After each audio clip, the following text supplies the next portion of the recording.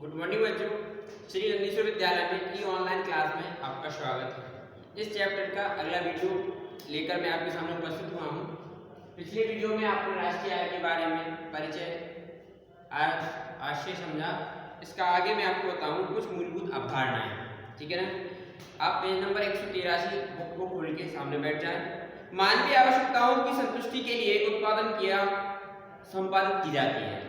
उत्पादन किसके लिए किया जाता है और क्यों किया जाता है, आप इस प्रकार से अपने मन में क्वेश्चन करेंगे तो उत्पादन संबंधी सारी समस्या आपकी ऑटोमेटिक सॉल्व होती चली जाती है। मानवीय आवश्यकताओं की पूर्ति करने के लिए उत्पादन किया जाता है, ठीक है ना।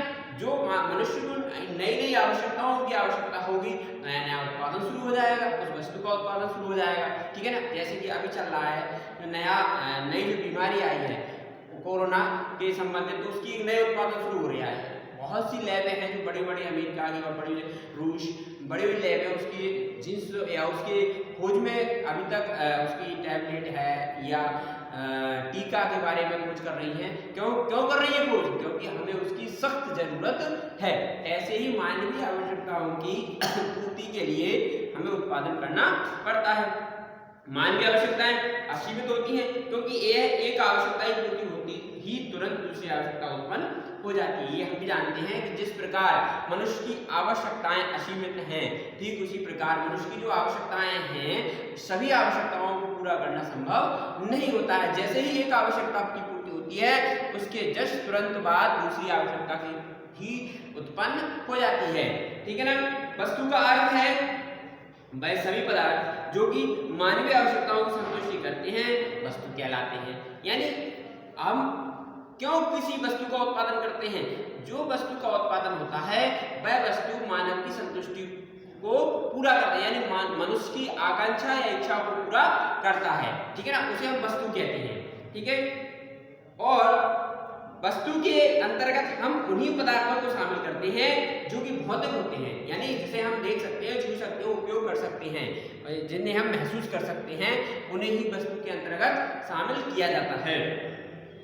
अर्थात जो देखा या स्पर्श किया जा सके, जैसे पेन, पुस्तक, कुर्सी, मेज, कपड़े, भवन आदि वस्तुओं की श्रेणी में आती है। मैंने आपको पहले ही बताया, जैसे यह एक वस्तु है जिसको हम छू सकते हैं, देख सकते हैं, स्पर्श कर सकते हैं, तो इनको हम वस्तु मानते हैं क्योंकि ये हमें उपयोगी चीज है, ठीक है, और हमारी इच्छा या आकांक्षा को पूरा करती है, ठीक है ना। सेवाओं से तात्पर्य अभौतिक पदार्थों या जिनसों से होता है। इन्हें हम देख नहीं सकते और ना ही हम इनको स्पर्श किया जा सकता है। हम इनसे प्राप्त होने वाली संतुष्टि का केवल अनुभव कर सकते हैं। देखो कभी कभार आपने देखा होगा सेवाएं क्या होती है? जैसे आपने माँ ने पुत्र की सेवा की, तो इससे क्या आप पैसों में आ सकते हो कि या कितनी सेवा की या कितनी कम सेवा की? इससे सिर्फ एक अनुभव किया जा सकता है कि आज अगर माँ ने अच्छे तरीके से अगर आपकी केयर नहीं की होती, सेवा नहीं की होती, तो आप यहाँ पर खड़े होके पढ़ नहीं रहे होते, ठीक है ना। ये किसका प्रतिफल है? माँ का त्याग प्रतिफल है, ठीक है ना। अगर कोई गुरु ने आपको अच्छे से नहीं पढ़ाया होता तो आप क्या पढ़ सकते थे, ठीक है ना। तो वैसे ही कुछ सेवाएं जो ऐसी होती हैं जिनको ना तो हम देख सकते हैं ना स्पर्श कर सकते हैं। जब उनका रिजल्ट आता है तब उनका अनुभव करते हैं कि देखो मैंने ये प्रयास किया था, उसके बदले ये आप ये सफलता प्राप्त हुई है। उनको सेवाएं कहते हैं। जैसे शिक्षक है, डॉक्टर है, बढ़ई है, लोहार है, सैनिक है, बैंकर है, ये बहुत से कर्मचारी होते हैं जिनकी सेवाएं दिखाई नहीं देती हैं। डॉक्टर ने आपका इलाज किया, आपको फायदा हो गया तो आप उसकी वाह करोगे, आपको फायदा नहीं हुआ तो आप कहोगे वो कुछ नहीं जानता या उससे आपको प्रॉफिट नहीं हुआ। ऐसे ही शिक्षक होते हैं, शिक्षक ने आपको पढ़ाया, आपको सफलता प्राप्त हो गई तो आप उसकी प्रशंसा करोगे। सफलता प्राप्त नहीं हुई तो उसने अच्छे से नहीं पढ़ाया। अब वो बेचारा थोड़ी आपको प्रमाण दे सकता है कि मैंने उसको ऐसा पढ़ाया था। कोई वस्तु थोड़ी है कि दिखा सकती थी कितना बड़ा पढ़ा दिया था हमने उनको, ठीक है। तो ये क्या है? एक अनुमान मात्र है, अनुभव, संतुष्टि, हाँ हमने पढ़ाया था, उसका रिजल्ट आया, ठीक है ना। सैनिक, लोहार है ना, बैंकर जो बैंक में काम करने वाले कर्मचारी होते हैं उनको कहते हैं। तो ये कुछ ऐसे उत्पादक सेवाएं होती हैं जिनको सिर्फ अनुभव के तौर पर ही माना जा सकता है, स्पर्श या देखा नहीं जा सकता है। वस्तुओं और सेवाओं में अंतर क्या है? वस्तुएं भौतिक होती हैं, यानी वस्तुओं को हम छू सकते हैं। जैसे ये डस्टर है, ये दिखाई दे रहा है, ये डस्टर काम कर सकते हैं, इससे उपयोग ले सकते हैं, तो ये वस्तु है, भौतिक है, स्वरूप है, इसका एक आकार है। भौतिक वस्तुएं उन्हें हम देख सकते हैं, स्पर्श कभी कर सकते हैं। इसके विपरीत सेवाएं अभौतिक होती हैं, उन्हें हम ना तो देख सकते हैं और ना ही हम स्पर्श कर सकते हैं। हम केवल उन्हें प्राप्त होने वाली संतुष्टि का अनुभव कर सकते हैं। जैसे हमारे अंदर की जो हमने किसी को शिक्षा दी या किसी का कोई कार्य किया या किसी की सेवा की, तो वह दिखाई नहीं देती है। हम सिर्फ उसकी संतुष्टि से अनुभव कर सकते हैं कि चलो हमने उसका सहयोग किया तो उसे सेटिस्फाई है और संतुष्ट हो गया, तो यही अनुभव करते हैं कि वो हमसे प्रसन्न हुआ। ठीक है ना, उसे हम कोई वस्तु के अनुसार देख नहीं सकते हैं। अगला है वस्तुओं के अंतर्गत उत्पादन या उपभोग के मध्य समय अंतराल होता है। सामान्यतः वस्तुओं का पहले उत्पादन किया जाता है, उसके कुछ समय बाद उपभोग किया जाता है। देखिए, ये जैसे वस्तु का उत्पादन होता है तो तत्काल उसका उपभोग नहीं होता, कुछ समय बाद ही उसका उपभोग होता है। तो इन दोनों में क्या होता है, थोड़ा समय अंतर होता है। ठीक है ना, परंतु इसके विपरीत सेवाओं के उत्पादन तथा उपभोग के मध्य समय अंतराल नहीं होता है। सेवाओं का उत्पादन तथा उपभोग एक साथ किया जाता है। उधर डॉक्टर जब मरीज का ऑपरेशन करता है तो मरीज इसकी सेवा का उसी समय उपभोग करता है। देखिए, हम जब वस्तु का निर्माण करते हैं तो उस वस्तु का निर्माण होकर स्टॉक में रख दिया जाता है। जब वह विक्रय होती है, मार्केट में आती है, मार्केट का उपभोक्ता खरीदते हैं, खरीद के उसका उपयोग करते हैं। तो ये तो समय अंतराल हो गया, कब उत्पादन हुआ था, कब उसका उपयोग हुआ। ठीक, पर जब एक डॉक्टर किसी मरीज का ऑपरेशन करता है तो वह मरीज जैसे ही उसका तत्काल उसका रेंट मिलना चाहिए, नहीं मिला तो डेथ घोषित हो जाएगा। जैसे ही उसकी बेहोशी हटती है तो वह उसका तुरंत अनुभव करता है कि हाँ मुझे आराम मिला। ठीक है ना, तो उसका जो समय अंतराल बहुत कम रहता है। ठीक है ना, अगला है वस्तुओं में संग्रहित किया जा सकता है और सेवाओं को संग्रहित नहीं किया जा सकता। उपभोग संभव होता है, इसके सेवा उत्पादन में उपभोग में समय अंतराल न होने के कारण इन्हें संग्रहित नहीं किया जाता, क्योंकि उत्पादन में जैसे ही डॉक्टर ने ऑपरेशन किया नहीं तो उसको ऑपरेशन के तत्काल उसको रेंट मिलना चाहिए, स्वस्थ होगा वो, उसका उसको अनुभव हो जाएगा, तो तुरंत उसको इसमें समय अंतराल नहीं रहता है, तो इनको संग्रह नहीं किया जाता। क्या आपने किसी व्यक्ति को आज सेवा कर दी, उसका रेंट कल मिलेगा? जी नहीं। अगला है वस्तु के प्रकार, आर्थिक तथा स्वतंत्र वस्तुएं, मध्यवर्ती वस्तुएं एवं अंतिम वस्तुएं। तो ये आर्थिक वस्तु एवं स्वतंत्र वस्तुएं उपभोक्ता वस्तु में मानव आवश्यकताओं की संतुष्टि करने की क्षमता अर्थात उपयोगिता होनी चाहिए। जो भी वस्तु हम उत्पादन कर रहे हैं उस वस्तु में यह क्वालिटी होनी चाहिए या यह क्षमता होनी चाहिए कि जिसके लिए हम उत्पादन कर रहे हैं उसको उस वस्तु से संतुष्टि प्राप्त हो। ठीक है ना, अगला है सीमितता, वस्तु में सीमितता का गुण होना चाहिए, अर्थात मांग की तुलना में पूर्ति सीमित होनी चाहिए। देखिए, कोई भी वस्तु अति सर्वत्र वर्जते, किसी भी वस्तु की जब अति हो जाती है तो वह वस्तु बहुत ज्यादा नुकसानदायक होने लगती है। ठीक उसी प्रकार वस्तु का उत्पादन एक सीमित मांग से सीमित होना चाहिए। मांग अधिक है पर कुछ जरूरत से ज्यादा सीमित नहीं होना चाहिए। ठीक है, मांग से सीमित ही वस्तु का उत्पादन होना चाहिए या सीमितता का गुण होना अति आवश्यक है।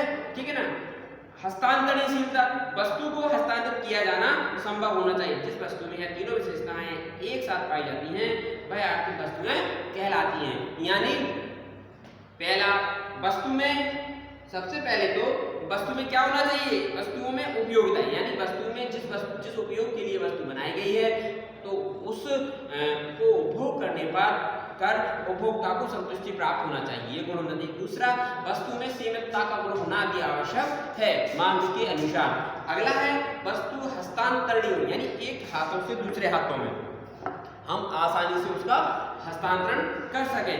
और यह तीनों गुण अगर जिस वस्तु में होते हैं तो वह वस्तु जिस विशेषताएं तीनों पाई जाती है तो आर्थिक वस्तु कहलाती है।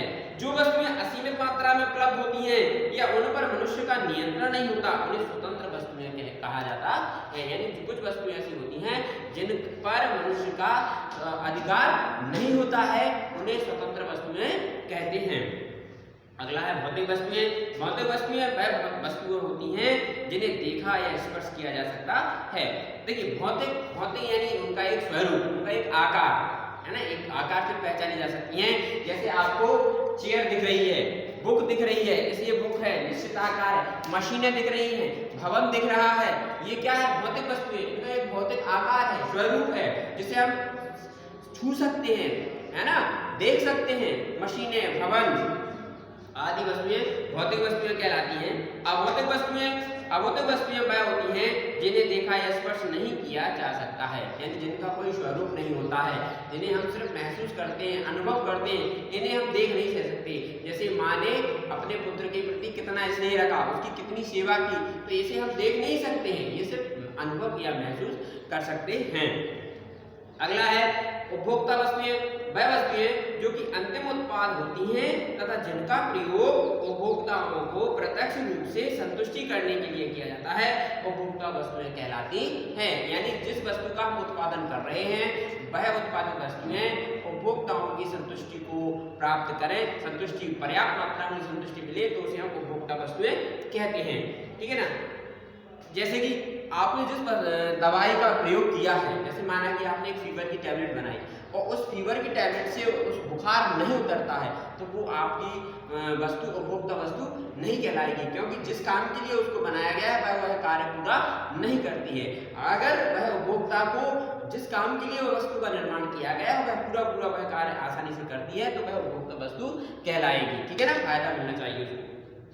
एक प्रयोग उपभोक्ता वस्तु, यह वस्तु एक बार उपभोग करने पर ही समाप्त हो जाती है। जैसे पेय पदार्थ, पेट्रोल आदि का प्रयोग एक बार ही किया जा सकता है और इस बार दूसरी बार उसका प्रयोग नहीं किया जाता। ये सब तो बात है। एक प्रयोग मतलब कुछ वस्तुएं ऐसी होती हैं जिनका एक बार प्रयोग होने के बाद दूसरी प्रयोग के लायक उनका अस्तित्व भी समाप्त हो जाता है। जैसे आपने गाड़ी में पेट्रोल डलाया, गाड़ी में पेट्रोल चलाए, गाड़ी का पेट्रोल आपका जल के उड़ गया धुआं के द्वारा, आप उसका दोबारा प्रयोग नहीं कर सकते।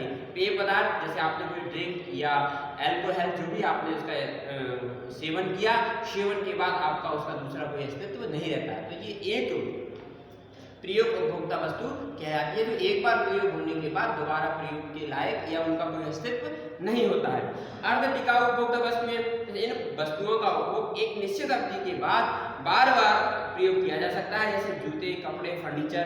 इस प्रकार वस्तुओं का उपभोग अवधि की थोड़ी ही होती है। जैसे कुछ वस्तुएं ऐसी होती हैं कि जो जैसे फर्नीचर है, मान लो फर्नीचर एक बार प्रयोग कर लिए, उसका दोबारा ही प्रयोग हो सकता है, उसमें मेंटेनेंस करके अपन उसको पुनः प्रयोग कर सकते हैं। फिर भी अगर वह टूट जाता है और बिल्कुल भी मतलब फर्नीचर खराब हो जाता है तो आप उसे जला सकते हैं, मतलब उनका दोबारा प्रयोग कर सकते हैं। ठीक है ना।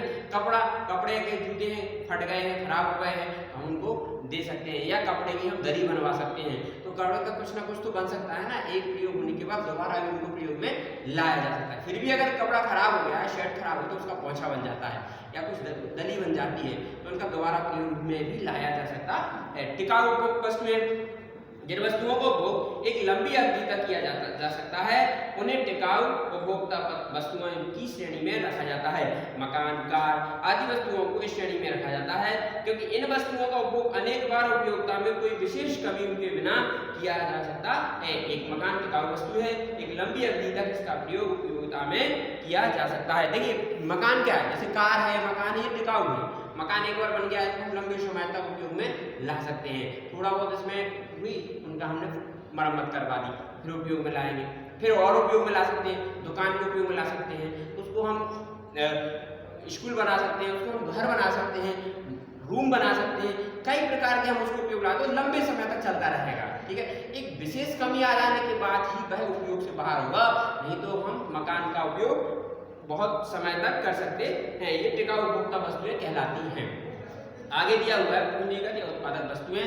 तो अब हम बच्चों, मैंने आज आपको उपभोक्ता की वस्तुओं के बारे में बताया कि वस्तुओं के प्रकार क्या क्या होती हैं, ठीक है ना, और भौतिक वस्तुएं बताई, अभौतिक वस्तुओं के बारे में बताया, उपभोक्ता वस्तुओं के बारे में बताया, जो एक प्रयोग वाली वस्तुएं होती हैं, यानी एक प्रयोग होने के बाद दोबारा उनको प्रयोग में नहीं ला सकते हैं। फिर दो प्रयोग वाली बताएं, क्या एक बार प्रयोग लाने के बाद कुछ हद तक हम दोबारा प्रयोग में ला सकते हैं। टिकाऊ प्रयोग वाली उपभोक्ता वस्तुएं बताएंगे हम, कुछ वस्तुएं ऐसी होती हैं मकान, कार के, इनका हम लंबे समय तक प्रयोग कर सकते हैं। इस पाठ को आप अच्छे से पढ़ते रहें। अगर इस पॉइंटों में फिर भी अगर कोई चीज आपको समझ में नहीं आई है, आप विद्यालय में आकर संबंधित शिक्षक से संपर्क करें और अपने पॉइंटों को क्लियर करें। तब तक आप घर पे रहें, स्वस्थ रहें, मस्त रहें। जय हिंद।